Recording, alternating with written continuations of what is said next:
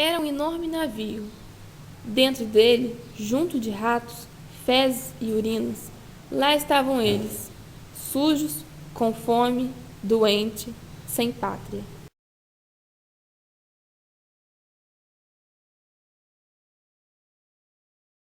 Com rebentar água para a praia, ele entrou para ver lá para dentro, aquele aguaceiro que vinha, deu aqueles ossos, cabeça de gente. Aí um dia eu fui trabalhar para ele. Ele disse, mas vamos ver, você quer ver como é que tem osso ali? Aí entramos para dentro, isso eu vi lá, né? Aquele monte de osso, costela, cabeça. Fiz isso aqui, será que era um cemitério? Mas um negócio esquisito, né?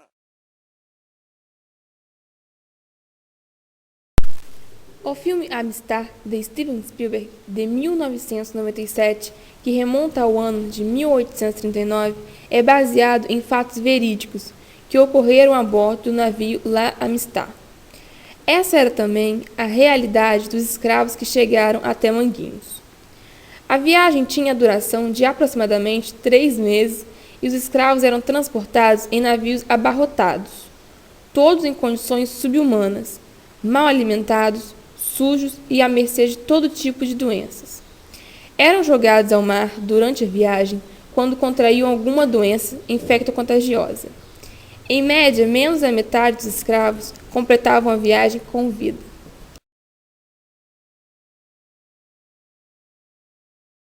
Foi na praia de Manguinhos que navios negreiros, abarrotados de escravos, desembarcavam a mercadoria humana. Os escravos doentes ou fracos, pela viagem cansativa de mais de 3 meses, eram enterrados na praia sem nenhuma cerimônia ou ritual. Segundo pesquisadores, cemitério igual no estado do Rio de Janeiro só existia um na Gamboa, zona portuária do Rio de Janeiro, e é conhecido como cemitério de pretos novos. Os esqueletos vêm aparecendo há décadas e assustando os moradores da região, como conta o senhor Ademar Ferreira. Era uma mata, aroeira, esses matos, que estava fechado assim. A gente foi por dentro da água, voltando com o facão, para ir entrando, para fazer aquele catrilho assim, para a gente entrando, a água foi fundando, fomos com água até assim no meio da perna, aí paremos. Uma coisa esquisita. Depois que secou, os lá viviam à vontade. Depois veio um pessoal aí, ver aquilo, de vez em quando vinha uma pessoa ver. De vez em quando via falar, vinha ver. E os senhores foram lá ver, né? Foram lá ver também. Pode ser história de pescador, mas muitos afirmam que o local onde fica o cemitério de Manguinhos é mal assombrado. E os pescadores evitam o local à noite, pois dizem eles, pessoas altas e negras os assombram quando a noite cai.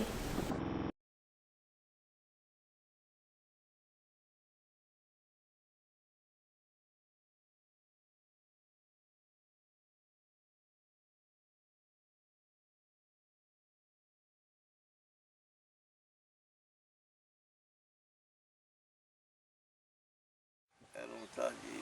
Dizem que o dono era um tal de André da Graça, o dono mesmo. E depois o André da Graça, um tal de Manuel Lima, casou na família. Então o velho morreu, ele ficou. Esse eu conheci. Esse Lima, o velho Lima. A Lei Eusébio de Queiroz foi aprovada em 4 de setembro de 1850, durante o reinado de Dom Pedro II, acabando definitivamente com o tráfico negreiro intercontinental. Porém, a lei não gerou efeitos imediatos. O tráfico ilegal se desenvolveu intensamente no período posterior à lei. E, na verdade, houve um incremento nos índices de entrada de africanos no Brasil.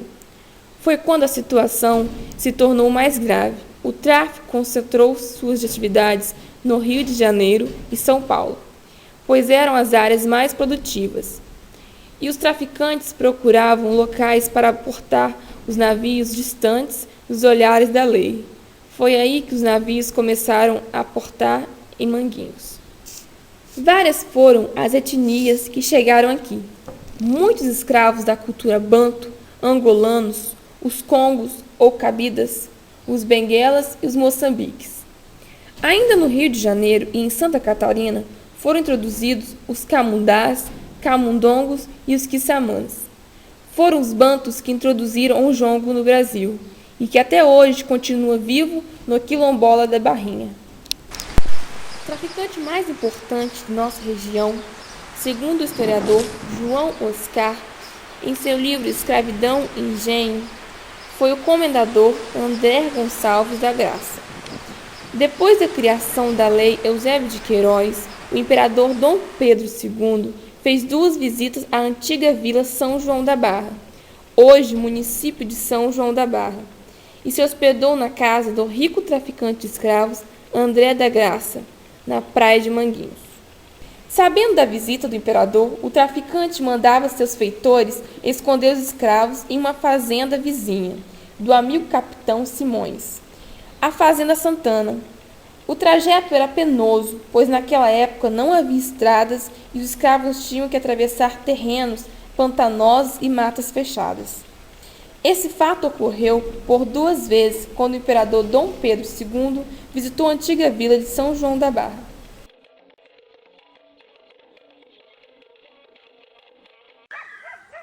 Foi nesta fazenda que o comendador André da Graça escondia seus escravos do imperador Dom Pedro II. Essas construções são o que restou da fazenda.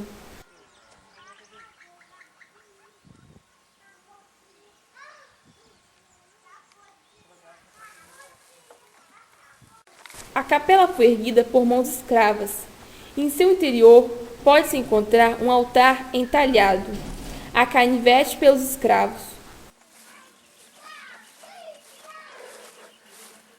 O sino tem um brasão do Império.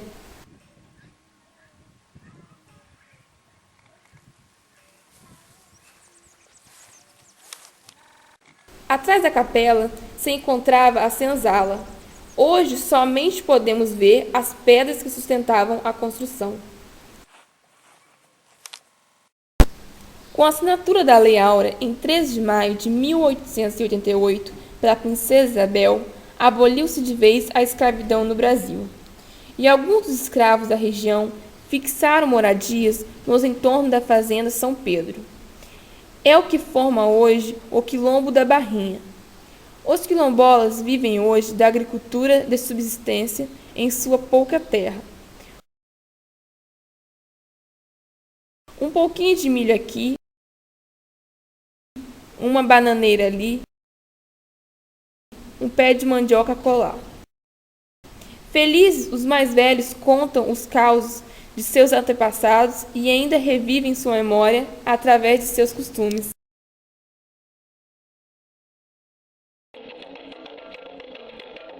Esse é o mesmo mar dos horrores, que quando enfurecido, lava as almas dos pretos novos, e quem sabe é o mar da esperança, capaz de devolvê-las ao seio da sua pátria-mãe.